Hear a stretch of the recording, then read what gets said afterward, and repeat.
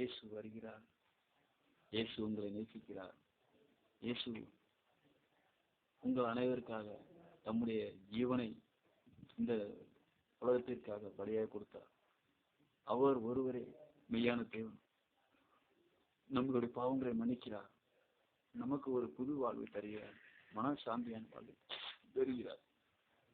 இயேசு உங்களை நேசிக்கிறார். இயேசு உங்கள் கஷ்டத்தை விடுதலையாக்குகிறார். உங்கள் தூக்கம் சந்தோஷமாக மாறுகிறது. உங்கள் கவலைகள் போய் மன சந்தோஷமான வாழ்வு உங்களுக்கு திரும்ப கிடைக்கிறது. ஏதோ ஒரு கவலையில் சிக்கி கொண்டீர்களா?